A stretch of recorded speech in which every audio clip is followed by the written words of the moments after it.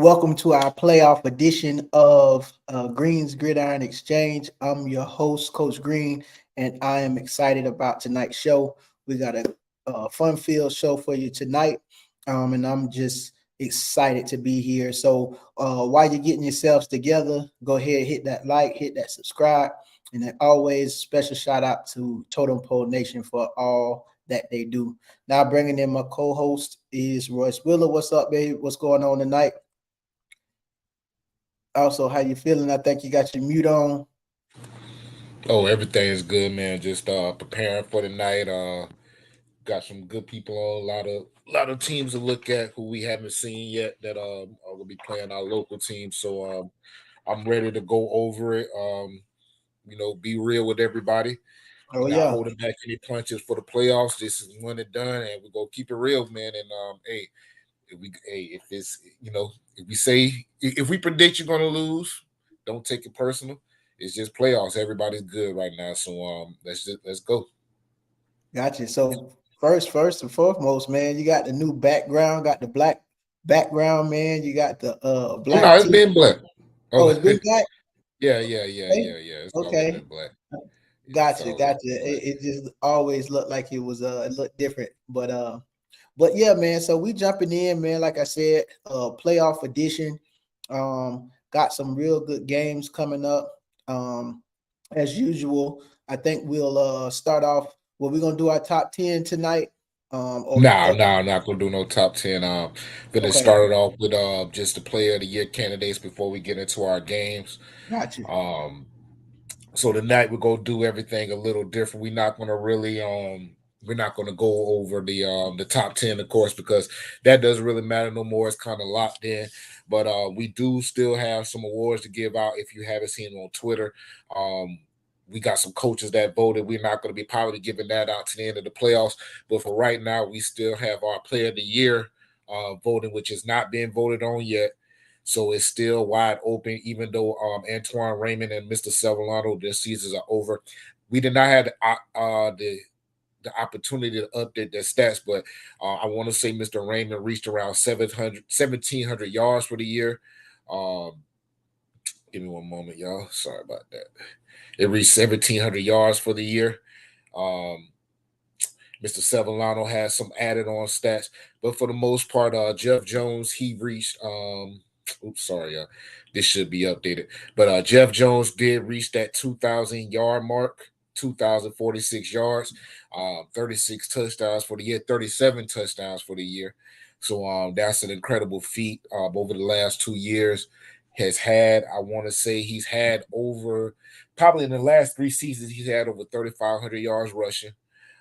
He's probably at about 1,500 yards passing, and we're looking at probably between 55 to 60 touchdowns.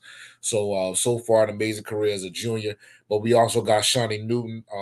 He was selected as our first team quarterback due to the fact that you have Jeff Jones who's strong with his legs, Drackett strong with his arm, but you have Newton who saw a lot of improvement and in both areas.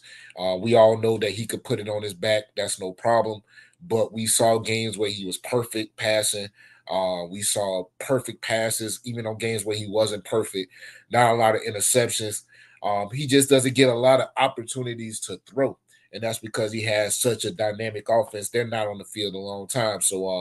But we did see a huge improvement in passing. And he did not have a bad year last year passing. So that's something else. And then, outside of Sevillano and Mr. Raymond, you got Mr. Drackett. He is the county's leading passer. Went over 2,000 yards, reached 30 touchdowns for the year. Was out probably about 3 games this year in the second half. So he did leave a lot of stats left over. But everybody knew coming in that Mr. Drackett had the best arm, the Air Force commitment. He does have the ability to run, but he has a lot of awesome weapons where he can sit back there and pass, and he also has a line that protects. What do you think as far as your player of the year, as far as anything, Grant? Yeah, well, of course, we both put out different lists. I had the in the zone first and second team. You just alluded to Jackett, and I had him actually as my number one quarterback. And simply, I had him my number one quarterback just because first team, that is, because when you look up definition of the quarterback, he checks all the boxes. Poise, runs the offense with efficiency. Like you said, he left some stats out on the field, and not only that, but just looking at from what he did last year and to capitalize and produce more numbers than he did last year coming into this year, just speaks volume of who the kid is as a quarterback. Excellent offense of system that they run in Calvary over there, and just has been impressive throughout the year. And so that's why I chose him as my first team quarterback. And for Raymond and the rest of the guys, Shawnee, he's also capable. And I would say that it comes down to what type of quarterback you want to lead your offense. Shawnee is the type of quarterback who can be like Deshaun Watson or the Jackson, Lamar Jackson type run quarterback who can run and throw also on the run, a dual threat type of quarterback. And just like you said about Drackett, he can also do that, but he's more to stand back in the pocket and go through his progressions and kind of pick a defense apart. So it all depends on what type of flavor you like, and what type of quarterback you prefer in the prefer to run. But as far as the candidates that's for the player of the year, man, I think again, just looking at the numbers, man, it's going to be a tough decision. They must have heard us talking about them because all of them picked up the game of play coming down the stretch.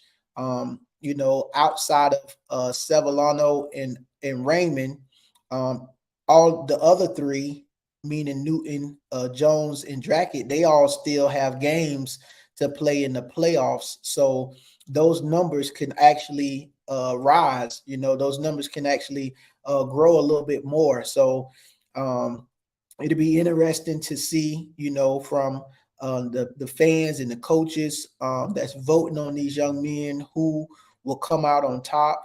And like you said, they'll be selected at the end, or they'll be announced at the end of the playoffs. So I'll be excited to see which way the county leaned as far as picking which players or which player came out on top for this player of the year candidate.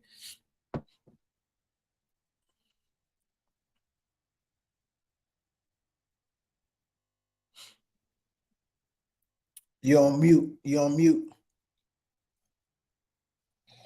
Also, I recently noticed FACA, they recently came out with the All-Star picks. So congratulations to those All-Star picks. Oh yeah, absolutely. They'll be coming out with their teams very soon.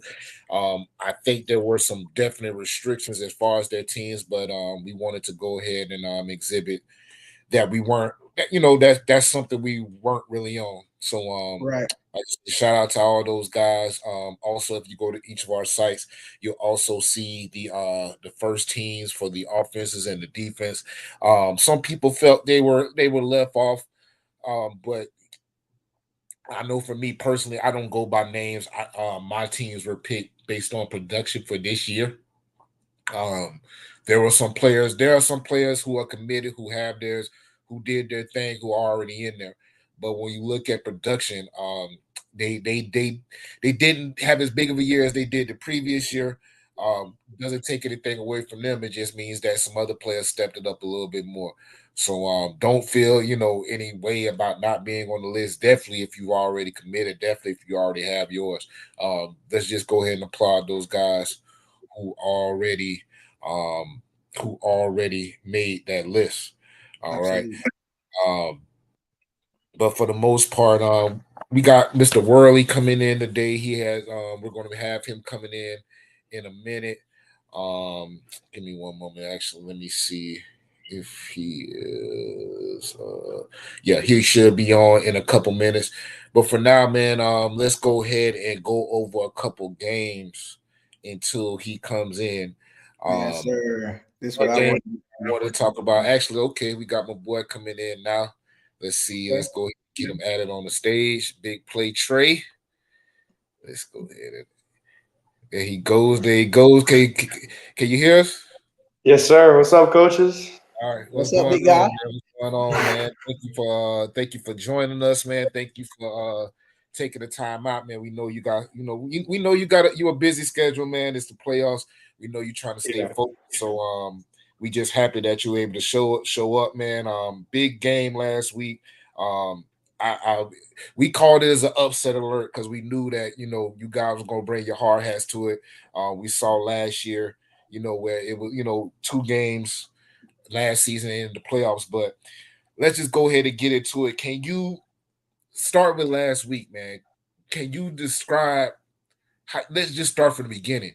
You had confidence in the play. I'm pretty sure the play call. Yeah. Got in the huddle, how did just walk me through, how you were feeling about everything before that, how you were feeling about the play call, and how it pretty much developed, and how you felt when you saw Javion catch that ball.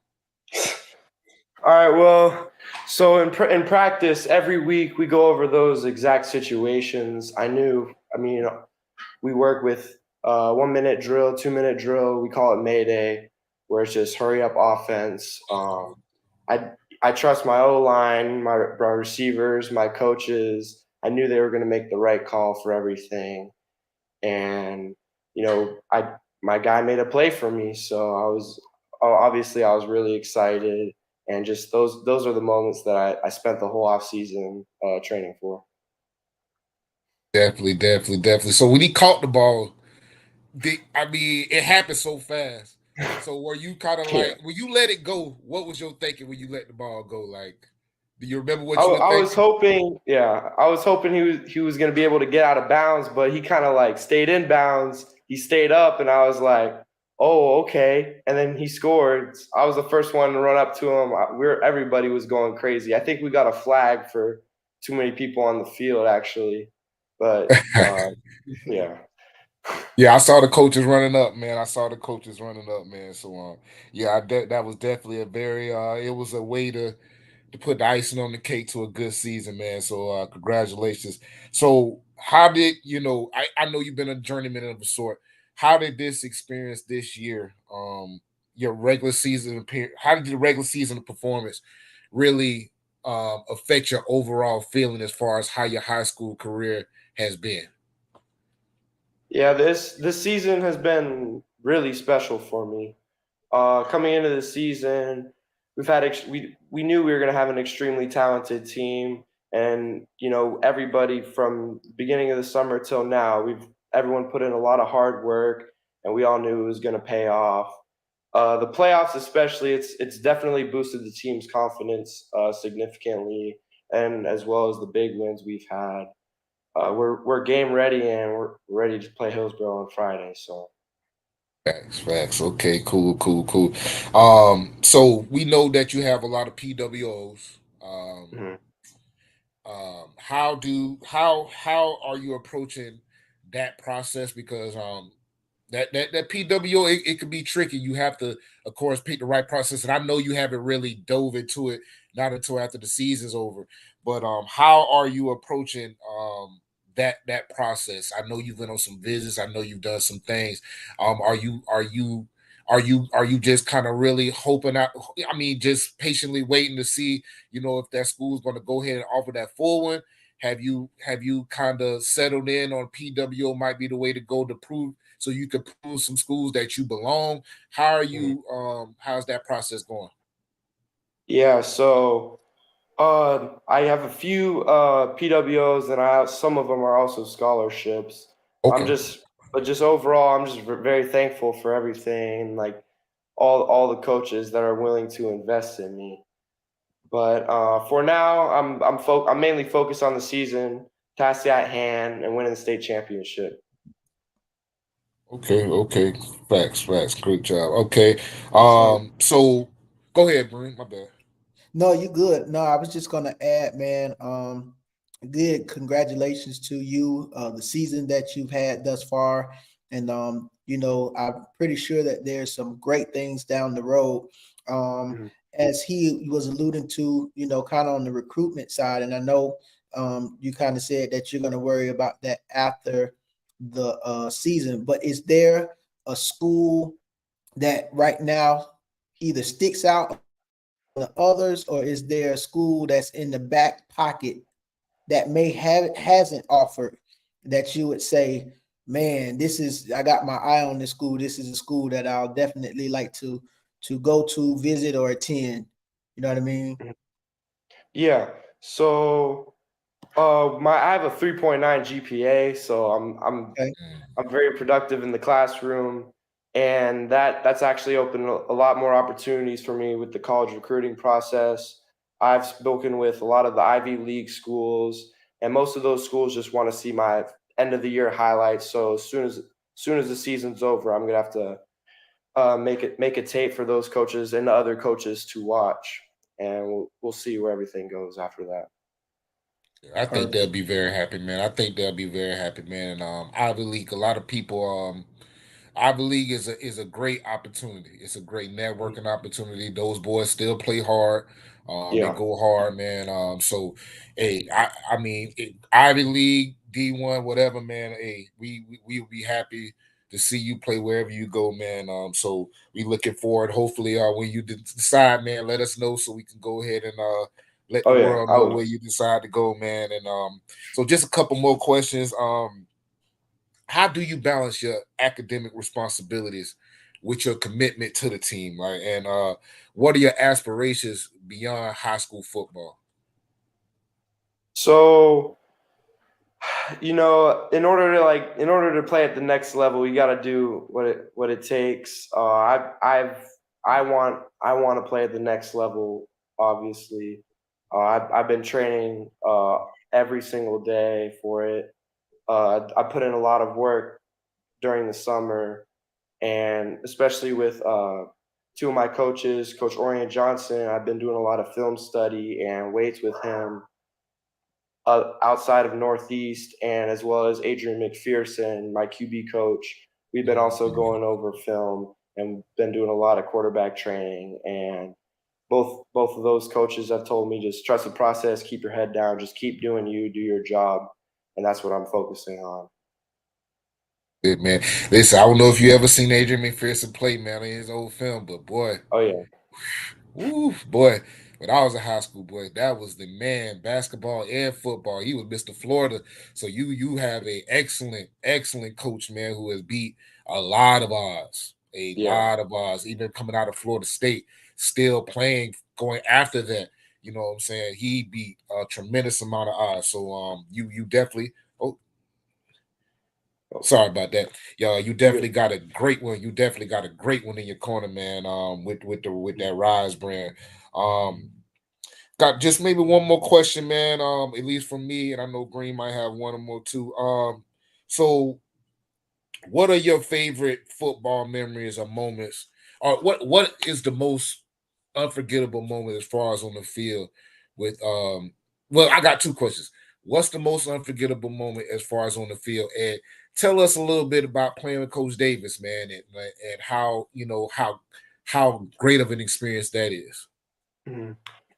So with Coach Davis, he's been playing for a long time. His son's in the NFL.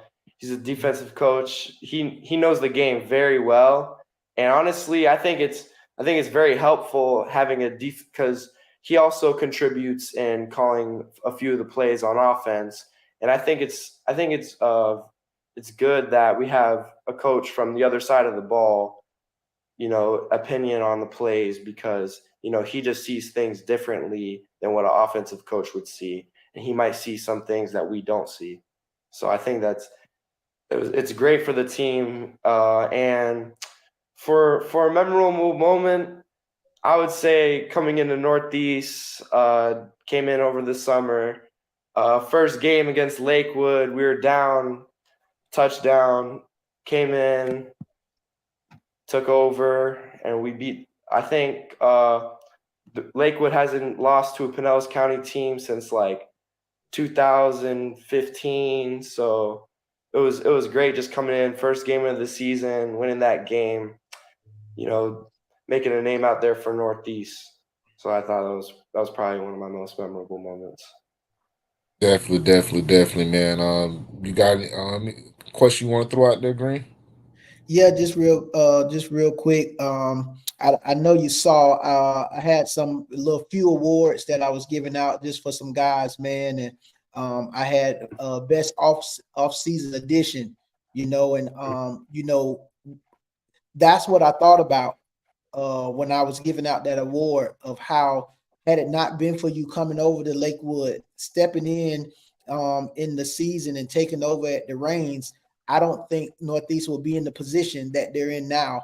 And so, from a standpoint of you coming over, it made the world of a difference. So that's why that award was given to you for best off-season edition, because I think that you boosted Northeast, and just from the offensive side of the ball, made them a more complete team, if that makes sense. So congratulations on that award. Yes, But sir.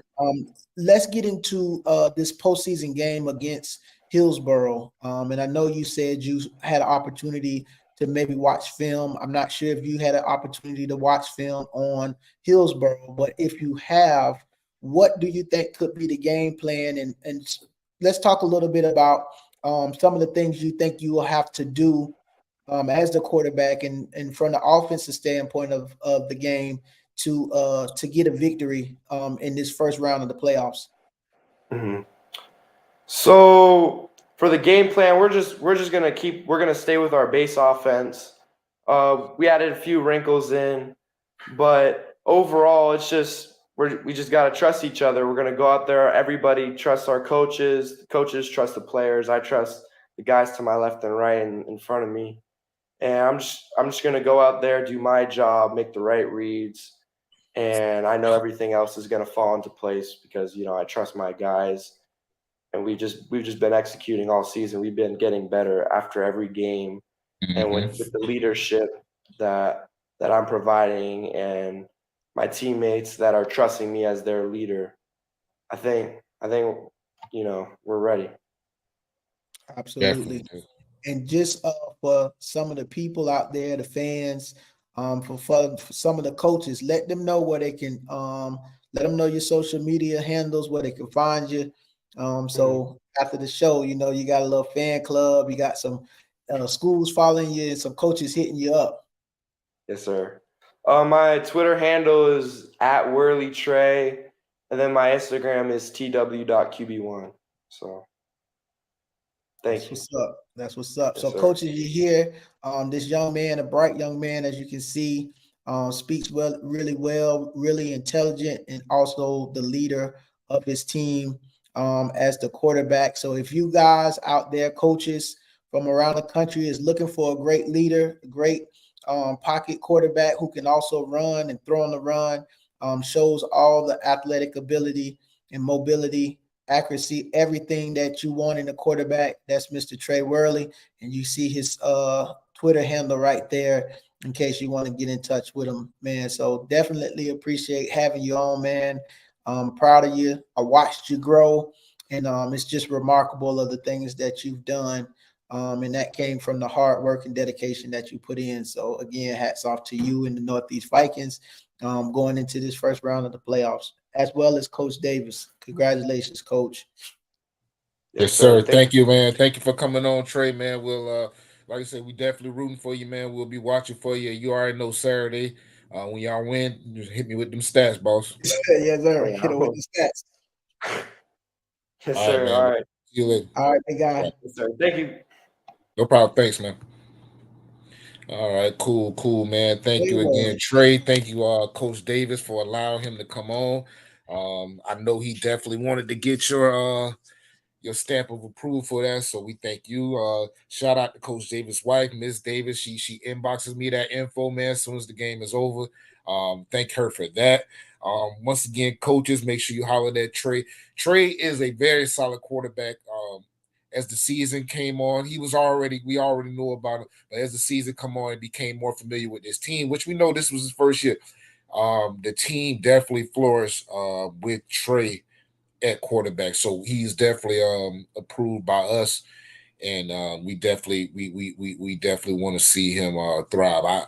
I think he would definitely thrive in an Ivy League setting or any setting that he could get the proper coaching in. I think that he's that solid of a quarterback. So Yeah. You we know got what's Andy coming. Go ahead. No, I was just gonna add this real quick. You know, it's crazy. Like some people will make the argument, like, man, whether it's transferring or going, and they'll say, hey, kid couldn't play here, couldn't play here. But he made a business decision and he put himself in a position to be successful, and looking from where he left, coming from Clearwater and coming over to Northeast, it was the perfect example of what happens when a player goes to the right system and he's in the right place at the right time.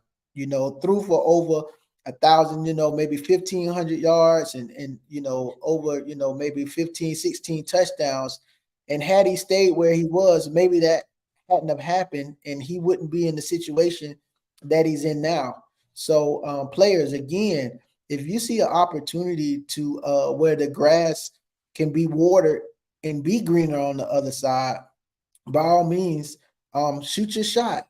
Stand 10 toes down and go make a name for yourself, just like Trey did. And now he has opportunities and options on the table because he made a business decision and put himself in a better position, in a better situation, and to set himself up for a better future. You can't argue with that. Correct. And guys, PWOs. When you're in a situation such as Trey's, and you're getting a PWO, a 3.9, there's a great chance that you're going to go in. They're going to look at you as a walk on. But with all the scholarship opportunities, with all the money that you could get just for having a 3.9 GPA, there's a good chance. And if you go to the right school, they might have a fund for walk-ons. There's a good chance that you could walk in and not have to pay anything. That 3.9 really positions him because some of these schools, they need that. They need people like Trey to help boost their overall team GPA, to help boost their morale, to help, what I'm saying, them look better. What I'm saying? So not only, will he come in and be a bigger boost, and you got people like Solomon Lowry who came to Florida State, and the second he touched campus, he was one of the academic players of the week. Solo, I know him personally from Lakewood. He got that walk-on offer from Florida State. We were happy because we know how hard of a worker he was. We knew how smart he was, and we knew that academically on a level, he would represent, his friends, his family, and Lakewood at a high level. So that the PWOs, it's all about positioning yourself. What I'm saying, having that second option to get a PWO and really excel at it because you took the time to have those grades. So in a land of transfer portal and all of those things, having those grades really, really make a difference. At 2.5 and at 3.9, it can really make a difference. So athletes, man, go out there, get your grades right, and position yourselves to whether it's PWO, scholarship, whatever, position yourself. So I know we got Andy coming in. We're gonna go ahead and jump on some games until he does come in. First game we'll jump on real quick is that Northeast game. Let me see. Northeast versus Hillsboro. What do you know about what do you feel about that game, or what do you know about it, Grant? Well, I do know Hillsboro has been solid. I know a young man who actually plays over there, plays DB, pretty good, corner over there. And that's why I kind of alluded to asking Trey if he's watched film and is he, what did he think about? I was, looking for him to kind of go into what they're, present as a defense. But it's always tough to go into Hillsborough County and beat a good, tough, solid team in Hillsborough. They represent the name of the county. It's like coming over to Pinellas and playing St. Pete. You know what I'm saying? You representing the doggone county where they playing. So, I think right now the favorite probably Hillsborough coming in. Northeast definitely has the team to get it done.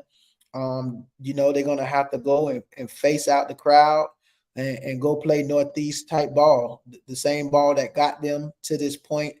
That's what they need to do once they get over across the bridge and show these boys that they're not afraid of Hillsborough County. So Okay, cool. I know Andy's trying to come in real quick. Let me see if we can add him on. okay. Let me see. No, let me see. That might be the wrong one. Hey, Andy, can you hear us? Yes, I can. Okay. You moving around? We good? I am moving around, but I'm sorry I won't be on video, but I can definitely talk some football here with you guys via my audio. So hopefully Okay, cool. that suffices. I do apologize. For you, All Andy, we'll good, take man. whatever we can get.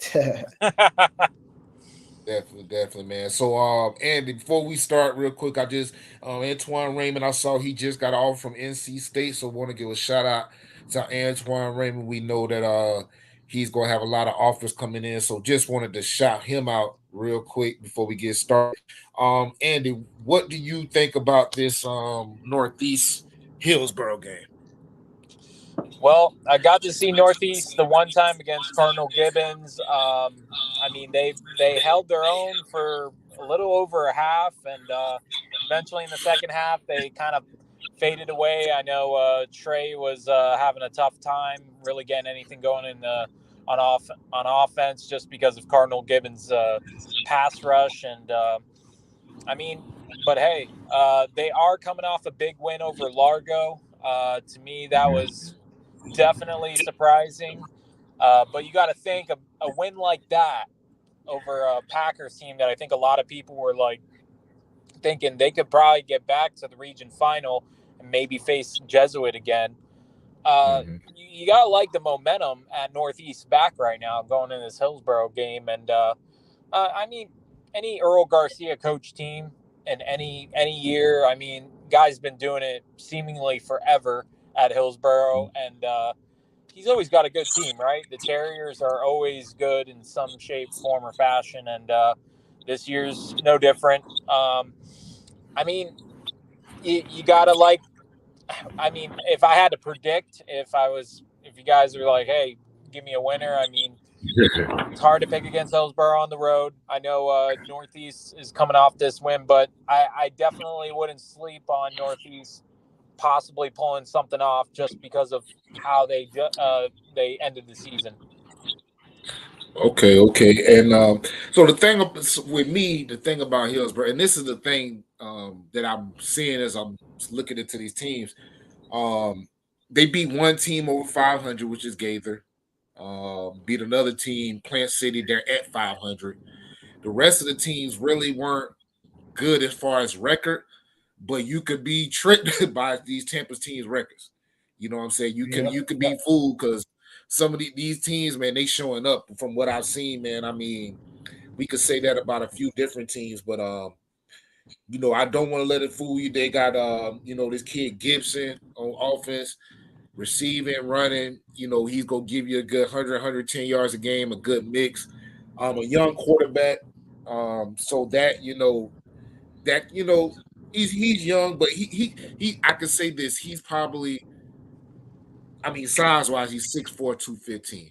So size, he definitely has it. Not a big runner, but he could definitely pass. So I mean, they have the players. And like you say, this is a hard thing. It's hard to really gauge Tampa when you haven't seen them, but you know that they're playing good teams week in, week out. They're playing good competition. So yeah, this is gonna be a tough one for Northeast. I think with Northeast, they tend to slow down a little bit at the end. So if we could get a solid 4 quarters out of them, I think this could definitely be a real good game because Hillsborough, from what I've seen, they're pretty steady throughout the 4 quarters. So this is a pick 'em. But Northeast, I mean, with the way they've been playing lately, I think they've really found themselves. So, I think this could be a really, really close game. It could come down into the 4 quarter like it did against Largo last week. So, I'm not going to predict this one, but of course I'm hoping Northeast wins, but we are playing a tough Tampa team, so that's a big factor. So the next game we have up is P Park versus Jesuit. Ooh, this is a big game. Me personally, I can't count P Park out. Jesuit, I mean, they got Suarez, who he reminds me of Avion Mack, and the way he came on this year, because this is last year, 200 yard receiving, then this year almost 1,000. The size, the speed, the explosiveness really gives me that Avion Mack type of feel. Of course, we got Will Griffin, Pinellas County product. Everybody knows about him. But Pinellas Park has a line that I think if they get into attack mode, they could get to him. It's not like he's out here running real hard. He wants to stand back there and throw at the Suarez and Givens, who over the last 3 games, those two combined have probably over 600 yards. So for me, with Pinellas Park, they would really need to. This is a big statement game for the team. I think with a game like this is big for their recruiting. This is big for the team. I think that if Triplet could come out and catch the ball a little bit, that would be great. On top of Burks, they have a running back, Drain. I think if Drain could come out and help Triplet out and allow Triplet to get back out there, because to me, Casanova from P Park, he needs more than Keyshawn Burks' help. He needs more than Keyshawn Green. Well, Green, but it's now Burks. He needs more than their help. But if the D-line could be relentless and touch Griffin, that will make this a game. If he could touch Griffin and that secondary be aggressive, I think this could make it be a game. But, I mean, Jesuit they got some dogs on offense. You got some dogs on defense. The kid Connor Dodley. You got this young kid Henderson, a freshman. He's balling. It could go. I think that it could either be a wide margin win by Jesuit, or it could be a close game, a pick-em. What you think, Andy? Well, I agree with you there on it could really go either way. The reason, I guess, for optimism, if you're a Pinellas County person, you're like, hey, Andy, don't give me all the negatives. Give me some positives. I want to hear some Right. why the Patriots upset. Look back at teams that really like to run the football and that have played Jesuit, and the Tigers have struggled against the run. You got to look at the Treasure Coast loss on the road. They gave up over 60 points, and the Titans are a run first football team. They amassed, I think, over 400 yards on the ground. They don't really throw the ball much. Pinellas Park, from what I've seen throughout the year, just in terms of statistics, historically, Pinellas Park has been a team that loves to run the football. And I know they got a Marion Triplet who's been playing really well this season. I would expect a big dosage of him just running the ball. And I would say if they can get that running game going against Jesuits' front seven, I would think the way to winning would have to be a high-scoring affair and them finding a way at the end to somehow have the ball last and pulling it off that way. Other than that, I don't see them winning like a low-scoring game just because I don't think it's going to be low-scoring regardless. They just put 66 up against Tampa Catholic. Will Griffin, obviously well known to Pinellas County folks when he played over at Northside Christian. It's almost like he's going to get his. You almost got to say he's going to get some yards. It's a matter of can you keep up? And I just feel like the one time I saw Jesuit play was back in the spring against Palmetto out of Manatee County.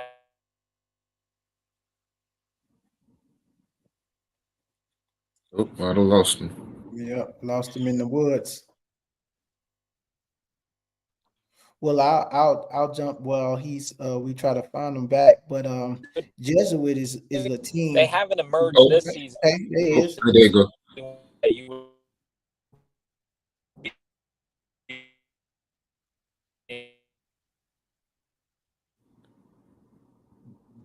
There he was. There it was. All right, Andy. While you driving, we gonna go ahead and let Green go real quick. Go ahead, Green. Yeah, I was just gonna say, man, Jesuit is a team that's always solid. Again, another Pinellas County team has to travel over to Hillsborough. And then you take the fact that Jesuit schedule, I think, has prepared them. They've played some tough teams. And I think that Jesuit, with the quarterback of Will Griffin and the playmakers that they have, it's going to definitely be a test for Pinellas Park. The thing that I think Pinellas Park has to do is stay true to themselves. Like, if the game starts to get out of hand, do we see a different Pinellas Park? Like, do they get away from what they do normal, best? You know what I'm saying? Do they try to come away from the run and start trying to pass and then get out of their game plan? So I think the keys to Pinellas Park success is to stick with the game plan no matter what the way the game is being played. Don't play to chase Jesuit. You know what I'm saying? Stay with your game plan. Um, Try to, you know, keep the ball out of Jesuit hands, keep drives going, sustain drives, keep that run game going, pounding the rock with triplet. And I think that they keep it close. You know what I'm saying? Try to make this a close ball game. Of course, it's going to be a sold out crowd. When Jesuit comes playoff time, they pack that stadium, and every crowd, the crowd is in it from the kickoff to the fourth quarter till it say 0-0-0. So they're gonna have to play again, overcome the crowd, and I think they'll be okay. It's a different atmosphere when you go to Tampa, and as well as we know how it is when you got to travel across the bridge. That Lakewood whatchamacallit game last year went down to the wire. We both was there to witness that, the Tampa Catholic Lakewood game, and it's just a different atmosphere when you go over there. So if you can play and handle that crowd, stick to what got you there, and don't deviate from trying to chase. I think you'll be okay. That was a heck of a game last year, Lakewood Tampa Catholic. That might have been one of the best playoff games I've seen in quite some time. Oh yeah, that one. Oh yeah, I mean you saw the year before. Where you at? You weren't at the one. You ain't see the one year before. Oh man, they beat us at a field goal, right? I want to say they beat us at a field goal in overtime. Was it Lakewood Tampa Catholic the year before that? So last year game was good, but the year before that was like, oh man, I remember how Tampa Catholic hit that field goal and waved off the field at Lakewood. It was not a happy moment. It was not a happy moment, man. But yeah, those were definitely two classics, man. But next up, we got Clearwater versus Blake. With Blake, and correct me if I'm wrong, Andy, because you probably seen him. I haven't seen him. To me, they're a little undersized to be playing Clearwater. I just from what I've seen, they're undersized. They got a decent offense, a good quarterback. He can run a little bit. You got two Collins boys. I don't know if they're brothers, cousins, but those seem to be the two guys for Blake that really show up on offense. You got Jadarian. He has like over 500 rounds receiving, but on defense has 2 picks. Then you got the leading tackler, the linebacker. I want to say Javion. He's about 6'1", 190, and he leads in tackles. So when you look to me, when I've looked at Blake, I think they're a little bit undersized for Clearwater. I personally think this is a team that Clearwater can manhandle. I might be wrong, but Clearwater, they come out fast. They usually come out pretty strong, and I think that if they really impose their will, definitely at the line of scrimmage, I think that this could be Clearwater. What you think, Andy?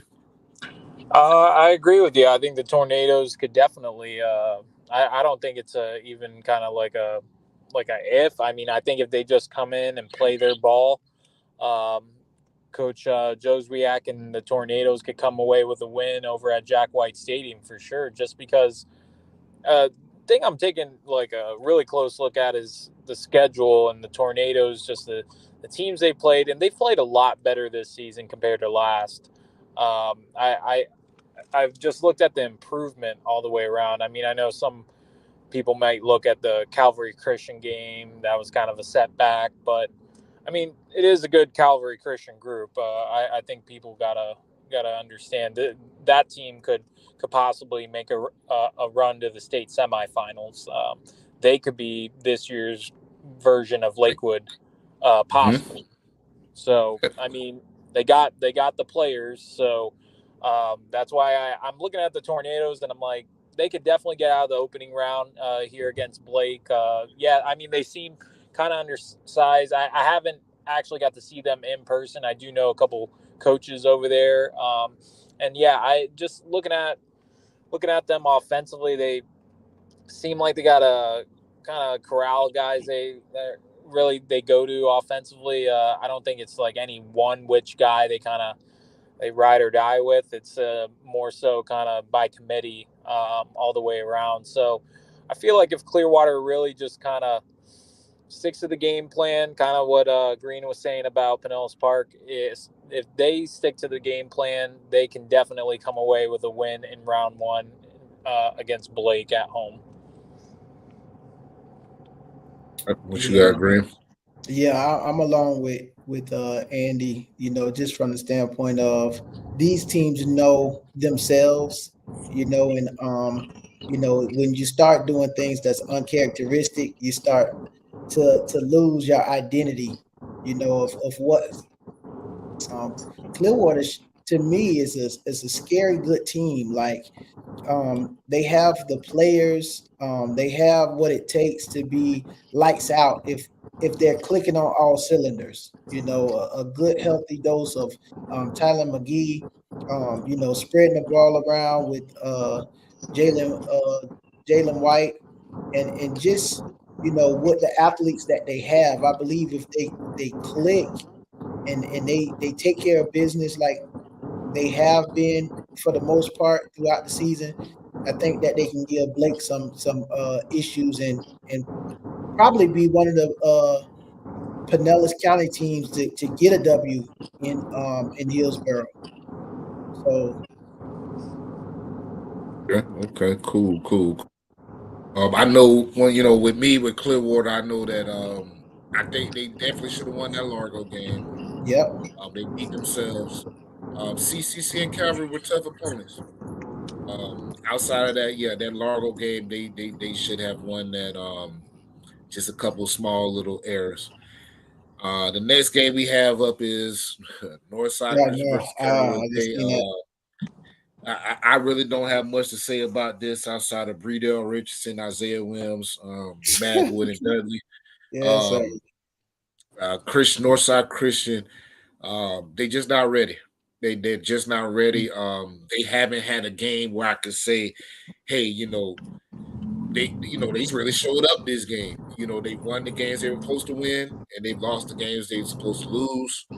Um, Pretty much where I have to keep it, man. They're just not Carrollwood Day ready. You know what I'm saying? What you think, Andy? Yeah, I mean, you just got to look at the games when they played, like CCC. They played them. That wasn't a close one. And you got to, I mean, all you have to do to decide how good Carrollwood Day is, look at the game when they played CCC. It was a Right. 1 point loss, Right. 29-28, came down to 5 minutes. That was a classic. And I mean, I've told everyone around the state they're going to meet again. CCC and Carrollwood Day. That's going to be another barn burner down to the wire.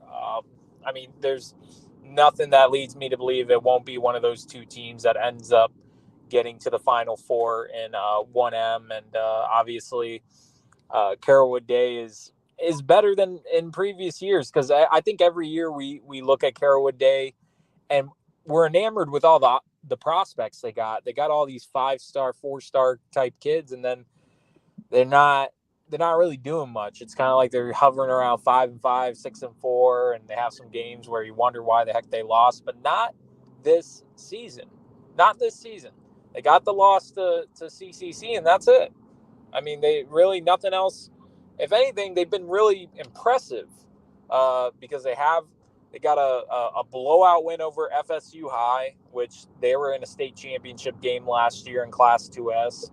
I mean, the close loss to CCC, even though I know they won't take anything out of a loss, you could say, hey, I mean, they played within a point of last year's Class 1M state runner-up. So, I mean, you got a Carrollwood Day team that's motivated, talent out the wazoo. You already said Breedell. I mean, there's a boatload of other guys. Jordan Magwood at quarterback has really played well. You got Anthony Carey in the backfield. I mean, the list goes on. They got so many dudes. That's why, for me, it's been kind of head scratching why they don't play better within the regular season and in the playoffs. Like, I was at that CCC Carrollwood Day game last year in the playoffs, and I mean, CCC really just dominated. It looked like two totally different teams on two totally different levels. And you wouldn't have thought that if you looked at who has who. I mean, both teams had plenty of Power 5 type players. It's just Chris Harvey does such an amazing job. It's real hard to beat out the Marauders. But yeah, Carrollwood Day in this one, and I just don't think it's going to be close. Yeah, like y'all guys say, not much to say. Carrollwood Day should have beat CCC. It came down to that last play, but just like what Andy alluded to, is with the playmakers that they have on offense and defense. I just don't see Northside slowing them at all. It's nothing that they can do to stop any of those guys. It'll be interesting to see. I don't think you guys mentioned Isaiah Williams. He's the UF wide receiver who's like, it looks like he's floating. Like I was at the CCC game, and he's so fast on that turf. It's just unreal. And so I don't know. They're gonna have to put two people on him, which leaves Richardson single guarded on the other side, which allows other guys to get open. So I don't know. It's going to be tough for Northside, but all they can do is suit up, put on their cleats and pants, and go out there and give it their all. So it'd definitely be an opportunity for some of their prospects, Gavin Richardson, Zori Washington, Jensen, those guys, those are seniors, man. So it'll be an opportunity, man. But I don't want to be hated. I don't want to be nobody mad at me, so I'm just gonna leave it at that. But we'll move on to the next game. But the next game we got is St. Pete versus Gaither. Gaither, another one of those teams that I can't really say I know much about. I know that I want to say they're another team that I had some notes on Gaither, actually. St. Pete Gaither. Well, I know with Gaither, were they 5-5 this year? What was, do you know the record, Andy? What their record I believe was? They were 6-4, and the Cowboys. Yeah, I believe so. Nixon. Yeah, it could be. I mean, either or. I know it wasn't 7-3 or above. Right, and they lost to Jets. See, the thing about them, they lost to Jets by 1 point. I remember that. So they played Jesuit tough, but they've only beat one team over 500. So that's where the whole temper thing comes in, because this is another team only beat one team over 500. Jesuit by 1 point. So we know what they could really bring. Jace Nixon was the Hillsborough County Player of the Year last year. You know what I'm saying? He hasn't thrown as many yards as last year, but I mean, he still has a great team. He still went 24 touchdowns, 5 interceptions. Has about 3 to 4 receivers over 400 yards. So the ball is getting spread. So this is a team that I think that this could be one of those games where it moves fast. The thing about it with St. Peter is you got Jeff Jones, and it's a fast-paced offense. He's going to move fast. It's not really either he's going to move fast or he's not really going to move. But this season so far, it's not really been too many people that could stop him. But with Jace Nixon, you got Elijah Mason, who has over 1,000 all-purpose. He's only a sophomore at Gaither. It's going to be a tough team. It's Gaither. You don't know exactly what you're going to get besides a good Jace Nixon. And with St. Pete, same thing. You don't quite know. It's a good chance you're going to get a good team, but you're going to get Jeff Jones. So I think it's going to be a shootout. It's going to be a lot of back and forth.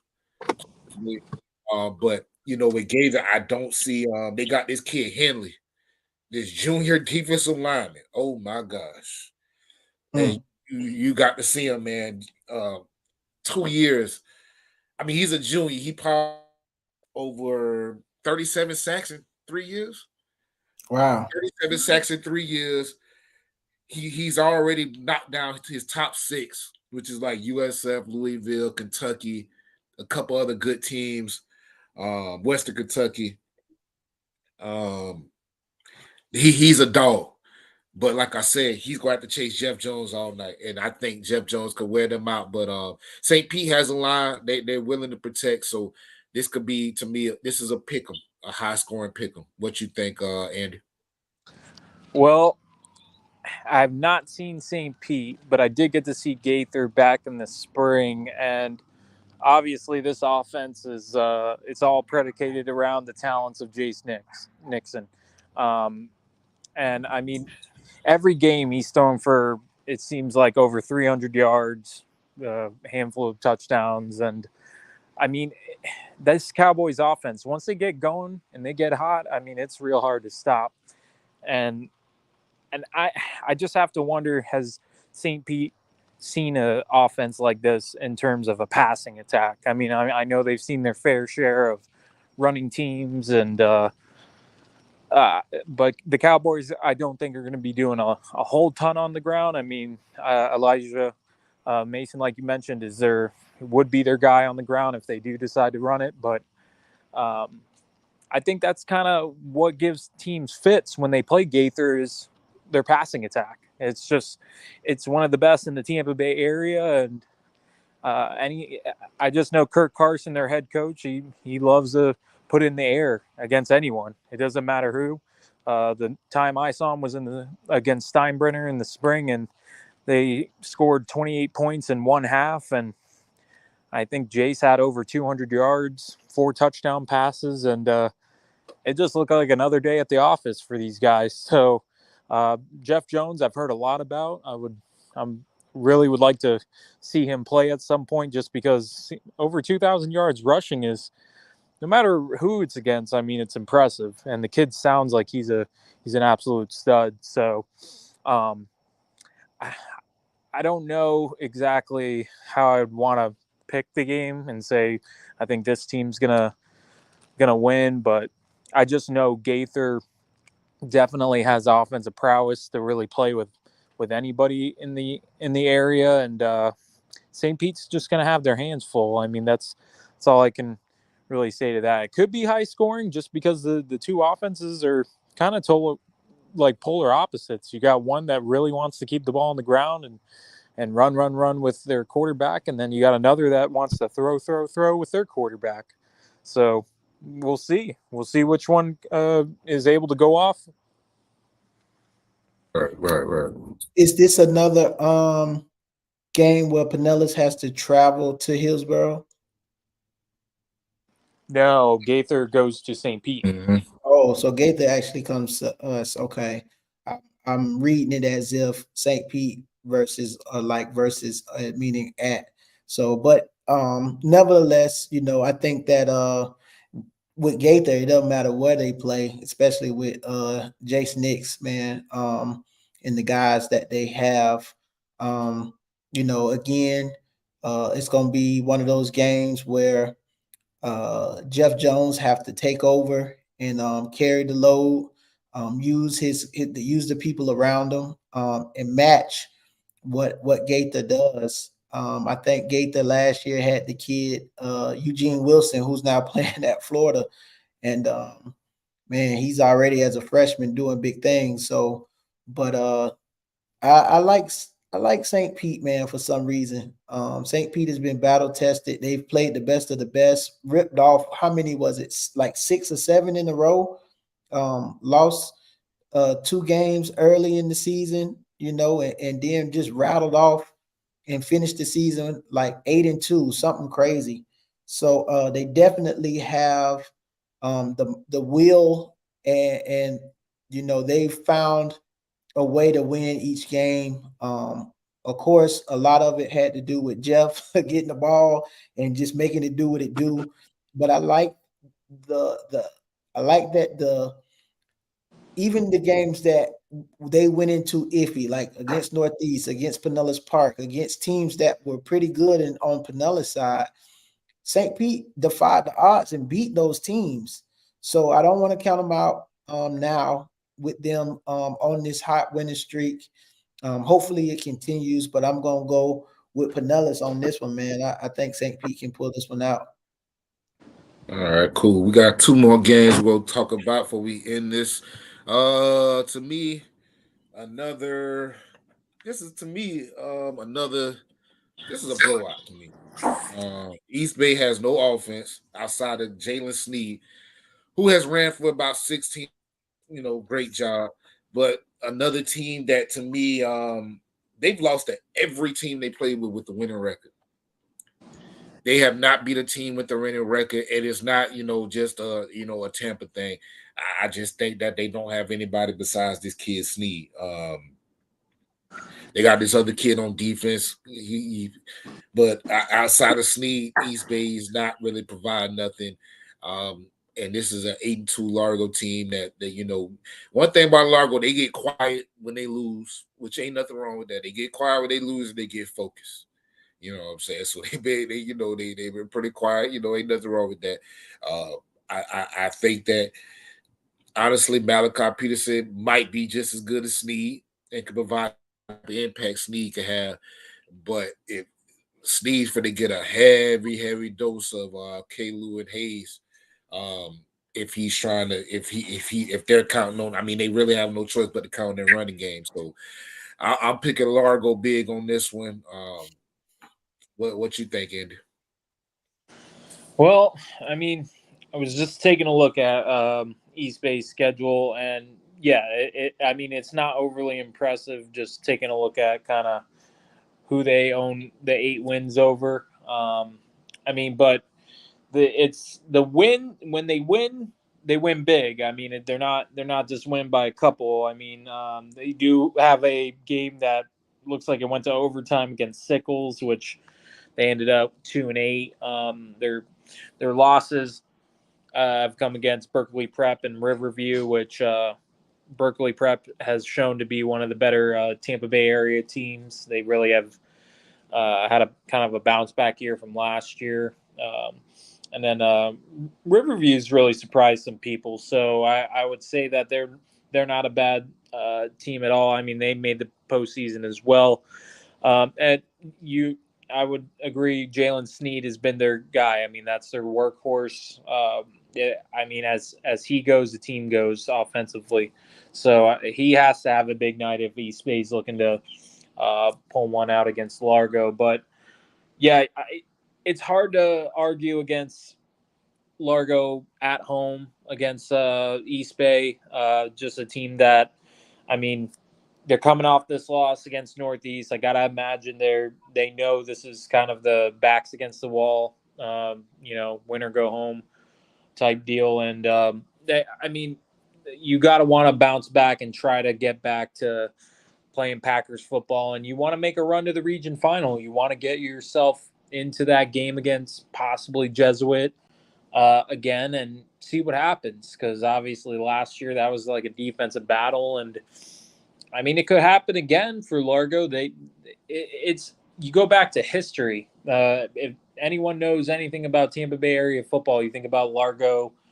Over the years, they've been a team that makes these deep runs, and it's an annual thing. So, I mean, who to say exactly will win? I would go with Largo. I don't know. For me, I would be confident enough to say they're going to win by a big blowout, just because hasn't exactly been their style. I feel like they win, but it's not like in a like countryside Seminole, Osceola. Those games have been, I think it's been like 20 plus point victories, but they don't like go crazy on anyone. It's not like they put up they do enough and they take care of business, and that's been the Packers this season. So I'm gonna roll with Largo at home, and they advance to the second round. Yeah, I like Largo as well. Just the firepower that they have on the defensive side of the ball, I think carries them over with, you know, focus going in and stopping the running back and, making them get out of their element. I think that's what Largo does. So I like Largo at home against East Bay. All right, cool, man. The last game, Whoa. Calvary versus Lakewood. A big show gonna be on turf. No, this is at Calvary again, right? Yeah, they got to go Yeah, to this is at Calvary. Calvary, man. Last year, I'm just gonna be honest. Last year, it was a barn burning up until Rigby just took over.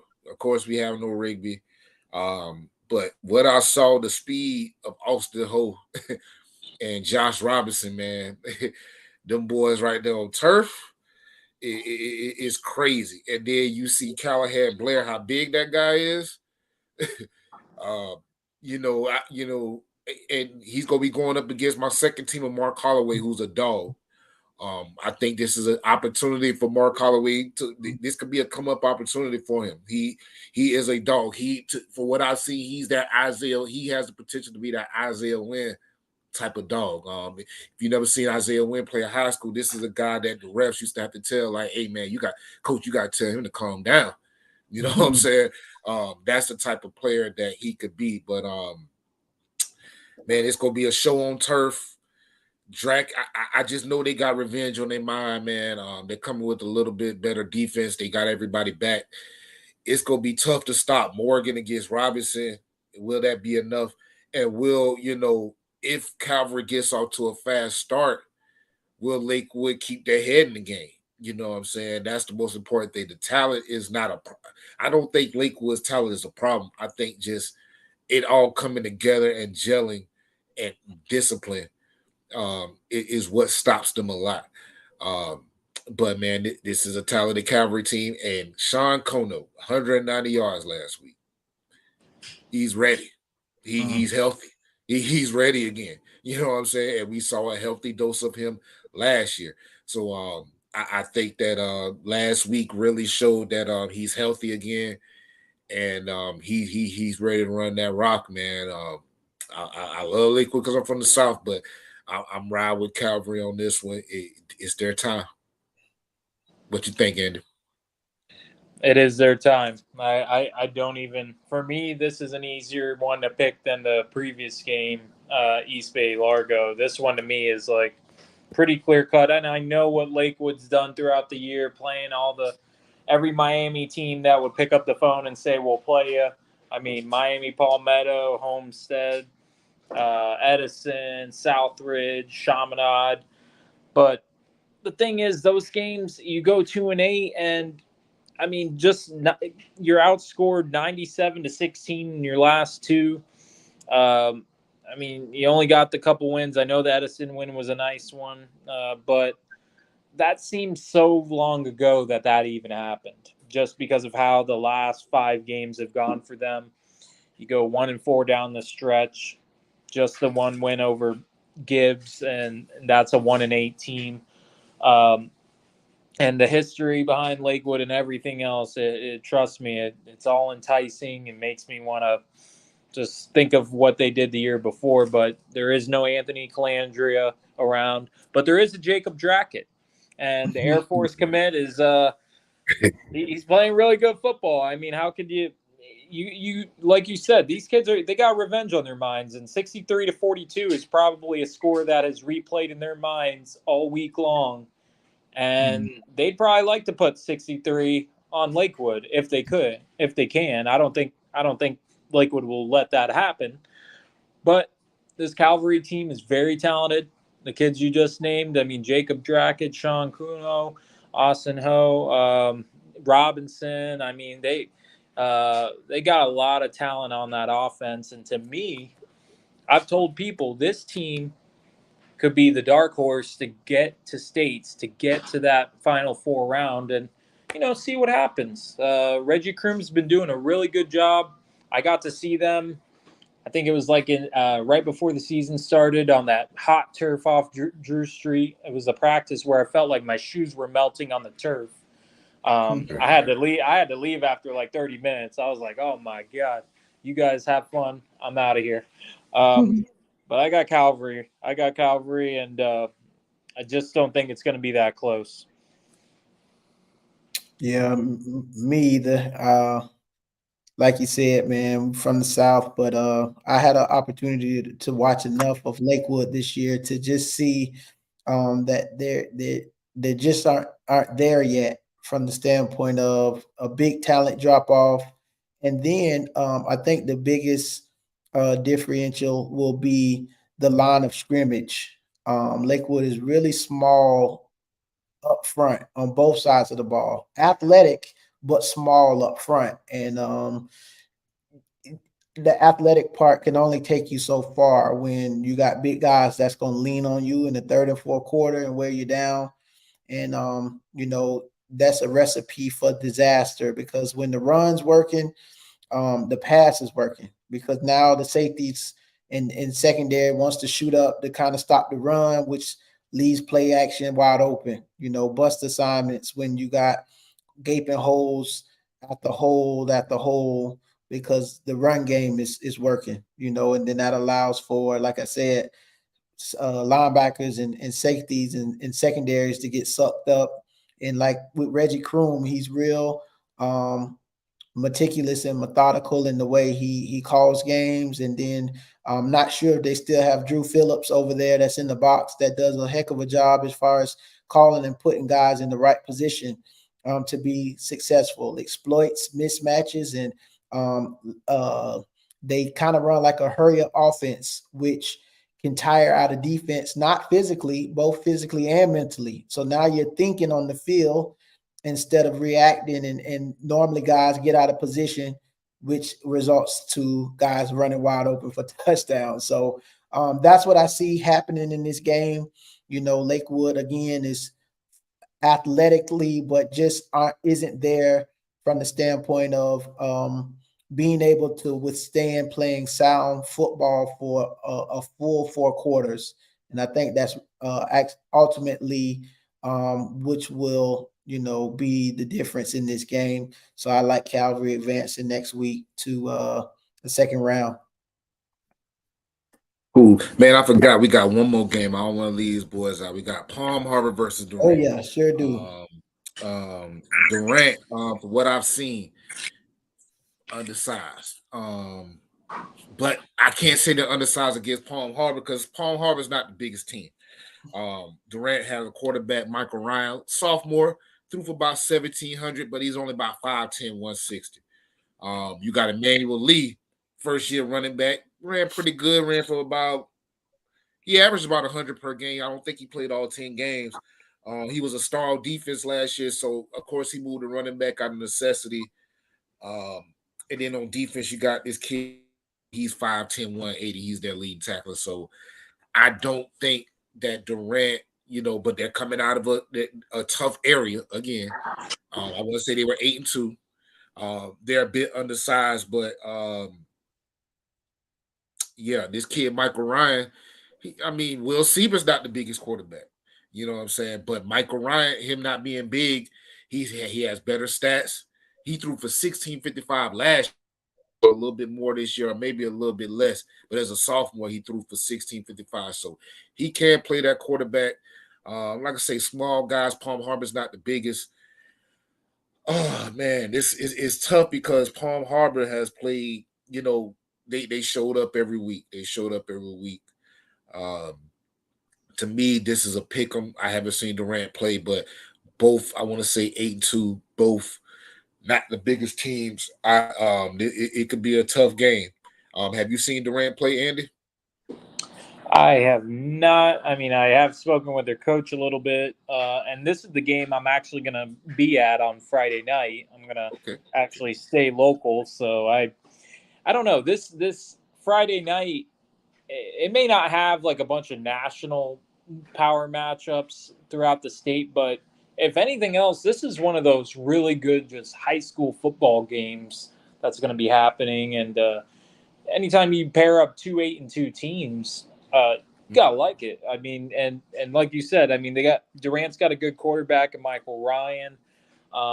Their schedule, I mean, they only got the couple losses to Plant City and Gaither, both teams that really like to throw the football, which we know Palm Harbor is not really a team that throws the ball all over the field. I mean, they really have been more so keeping the ball on the ground between Michael Bobard and Will Siebert. So I mean, those two guys, I think the problems that Palm Harbor could give Durant is, and one coach told me, formations. This team shows you a heck of a lot of looks. So you defensively have to be very sound in your align and assign. You got to be able to know when they're in one formation, we are aligning to this, but then when they line up in something else, how do we shift and align to that? And that's the thing the Hurricanes do a lot of, is just changing it up, keeping you on your heels. And if you're messing up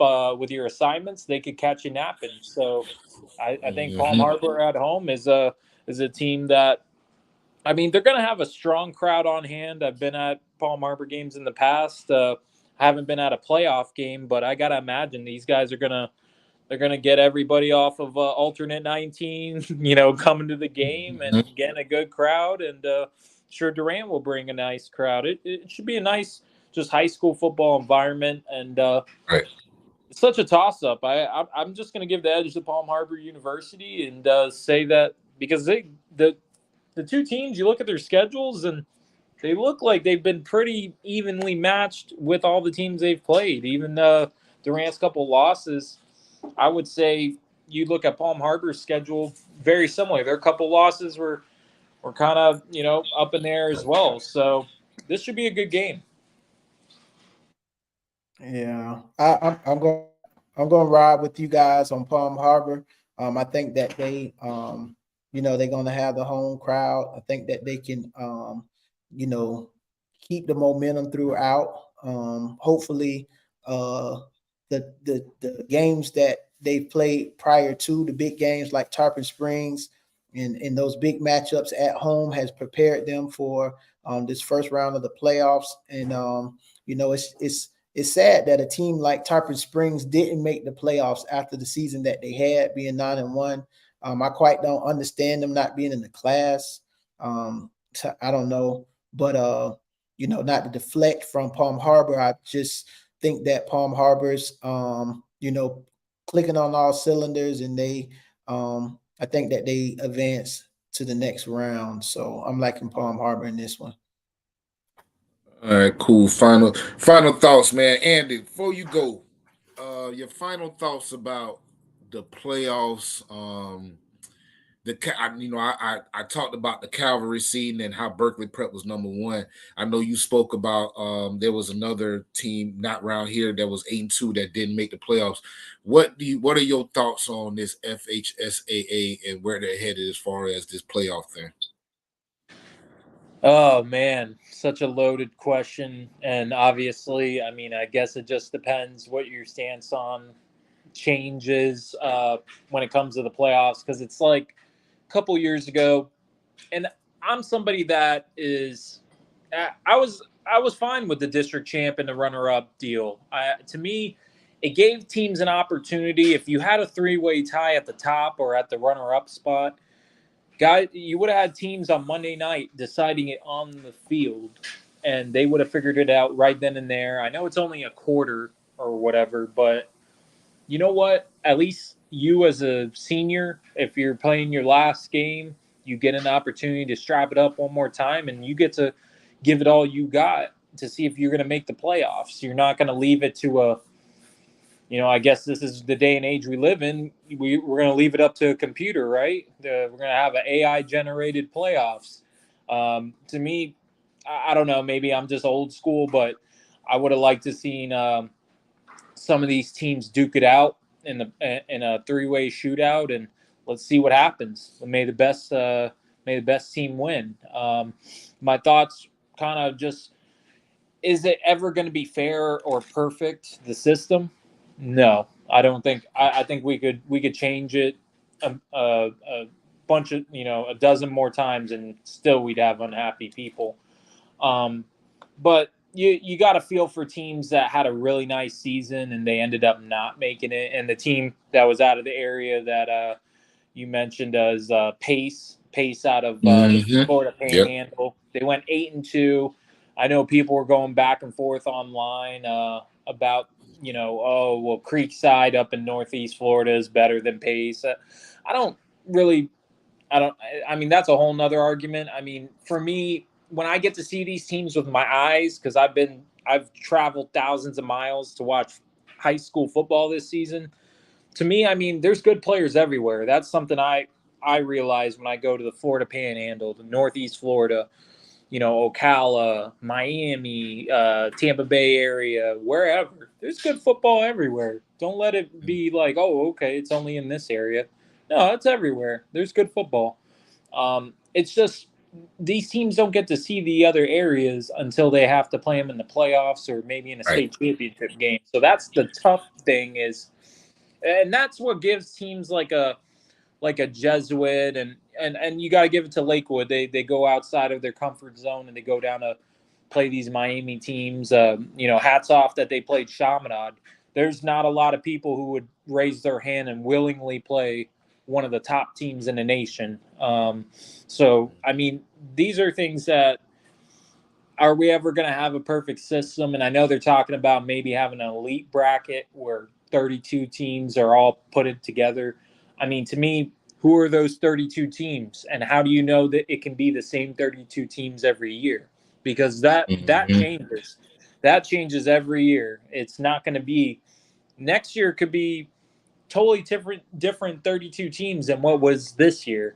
So I don't know. I mean, to keep changing it every 2 years tells me there's a broken system, because why do you have to change it every 2 years? You should be able to put a system in place and keep it that way for a long time.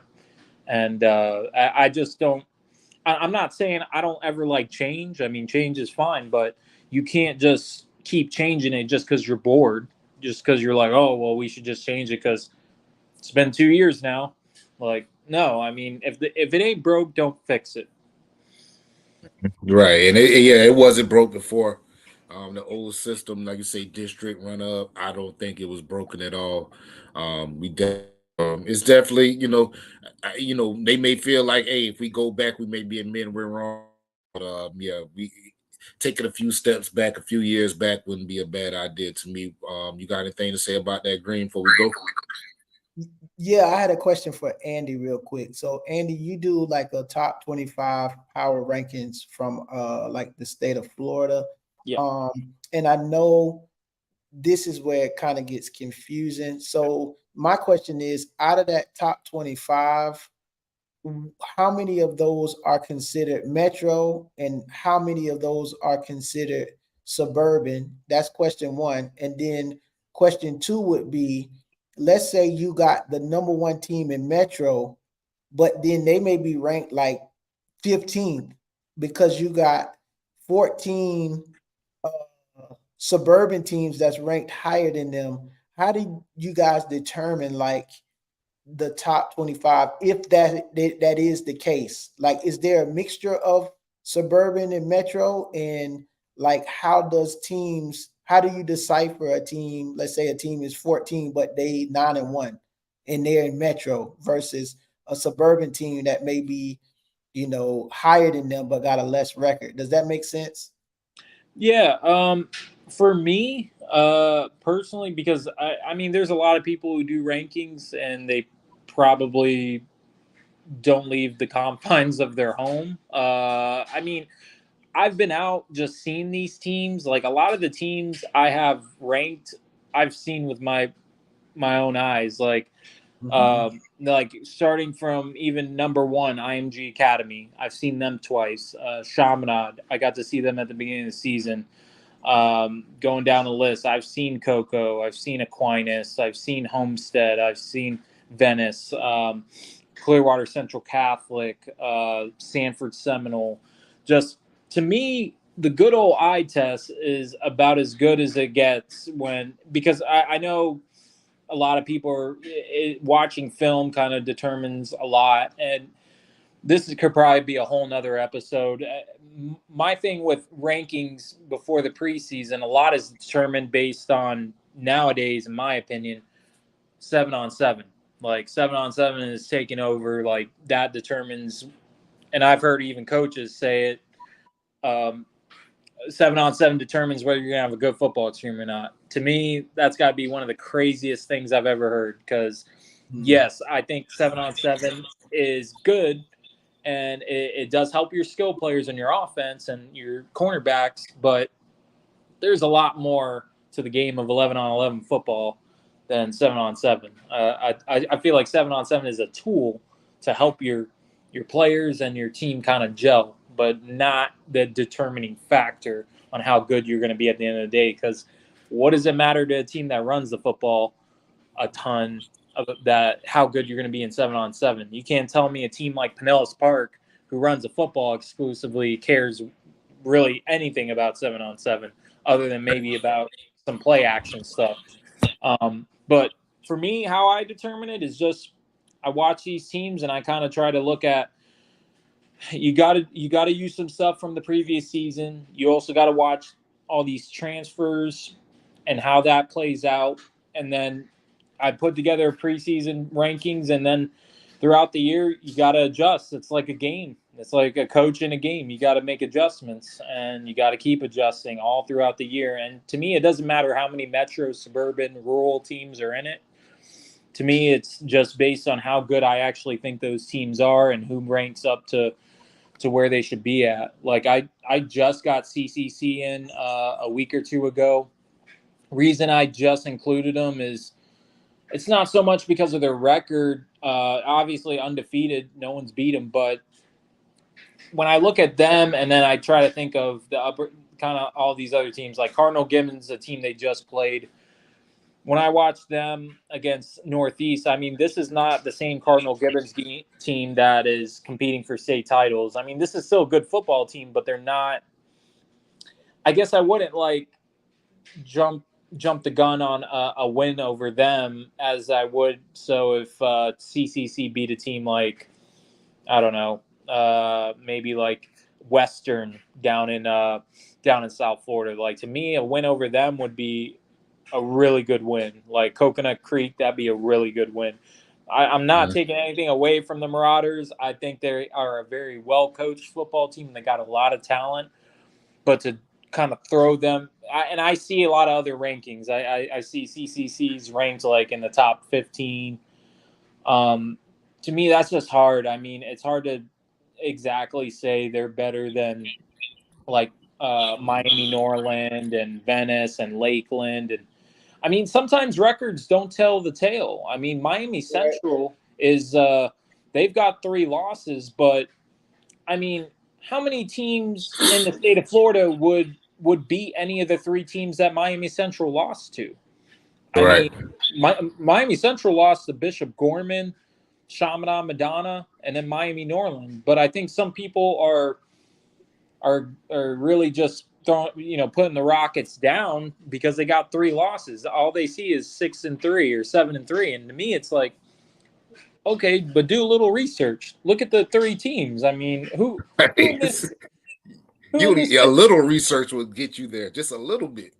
Yeah, exactly. Like to me, and that's where you got to watch football. You got to know football. I mean, you could do all the analytics and all this stuff all you want, but at the end of the day, sometimes you really do need to see the teams, and when you see them, you're able to make a better conclusion of how good you think they actually are. Like to me, Chaminade, Madonna, and IMG Academy, that'd be a hell of a game. That would be absolutely. That'd be bring your popcorn and everything, because Chaminade could play IMG and not just be in that game. I think they could win, and that's because their offense. I mean, I think you guys said maybe, I don't know if any of you guys were at that game when they played Lakewood, but I was there. Okay, and you saw. I mean, they're like the Golden State Warriors of high school football. I mean, these guys they're scoring touchdowns like the Warriors hit 3-pointers. I mean, these guys are making it look easy, and I've never seen an offense move like they do. Jeremiah Smith looks like he could probably be on the practice squad of an NFL team right now, and you wouldn't if you put NFL stuff on him, you wouldn't even know he's on. He's a freaking high schooler. You know, these guys are unbelievable. So that's why, to me, is when CCC, if they meet them again, I mean, unless if like a bunch of their guys aren't playing, I mean, CCC's kind of battling to be the runner up, and I know that's probably like, hey, we'll take that. I've been wanting to say that, but I haven't been wanting to be, the bearer of bad news. But no, yeah, I've been wanting to say that all season, man. Like, hey, it's pretty much run up because we know what's gonna happen in that state championship. I don't want to cut them out, but yeah, yeah, oh yeah, everybody. I know nobody likes doing predictions all the time because it's kind of like you feel like I think some people take it too personal. I think you got to just. I'm only picking because I feel like that's who's going to win. Now, if you prove me wrong, I'll back up and say, hey, listen, I was totally wrong about that. But I don't think I'm going to be wrong about that. I think that's just when you see the teams, you get a really good idea of who you feel like Lakeland. That's another team, 7-3. Everybody's on their case saying, oh, the Dreadnoughts are dead. You guys know they played Largo 28-0. I mean, that's a change of pace for them to come into Pinellas County. I know they went to Clearwater, I think, the year before. But, I mean, they played better on turf because Bryant Stadium's on turf. And when they played on a grass field in Largo, that's different for them. They don't play on grass very much. But that team is still very good, and they can make a run in Class 4S and win it all. I mean, there's no doubt. They got athletes. Yeah, I think it just comes down to watch the games, see the teams play. You get a better vibe that way. And I try to use records to a degree, but I rank them based on how I feel one is better than the next. And that's kind of, to me, metro, suburban, rural, doesn't matter. I mean, even independent, Clearwater Academy International, when I saw them in that miracle win over Sarasota Riverview, and then they beat Lakeland, I mean, I wanted to put them in. Their record I needed them to win a couple more games. I'm like, exactly. That's what I told. Give me a couple more wins. Yeah, like give me a couple more wins. I wish they would have beat Edgewater. I know they played Edgewater really close. They were just a weird team this whole year. I mean, they got the dudes. Antoine Raymond is a beast. I got to see that kid. Unbelievable talent at running back. I wish they would just. I wish they were like. I wish they play IMG Academy. I think that'd be an interesting game. Right. It is difficult. I'll say that. Just doing the rankings. If I didn't get out as much as I did, I don't think I could do it because I don't feel like I'm doing anybody any justice in doing rankings. Because I don't want to rank teams that I don't see. So to me, the fact that I've probably seen over half of the teams on the list gives me some more I feel like credibility and viability to the list. Facts. Well, man, we appreciate you as usual, Andy. Probably be running into you in one of these games, man. And hey, man, we appreciate your insight. It's definitely needed. Go ahead and end it. We got a long show today, fellas. Oh yeah. Sick. Another Thank good you one. guys. Yeah, man. Thank you, man. You Yeah. guys follow Andy on Twitter. You know, he always tags us and stuff, but make sure you guys are following him for the updates around the state, around the region. He covers pretty much, you know, he covers a lot of Pinellas, but if you want to see things outside of Pinellas, Andy is our number one resource. So once again, thank you, man. I will holler at you boys later. And All right, man. have a great Hey. week, man. Absolutely. Hey, pop out to Palm Harbor if you guys can on Friday night. Love to see you. If it's not, man, I'm gonna be real. Calvary Lakewood probably go be the spot, but if not, I'll definitely be there. All right, sounds good. Hey, you guys have a good rest of the week. All right, right, you as thanks. well, Andy.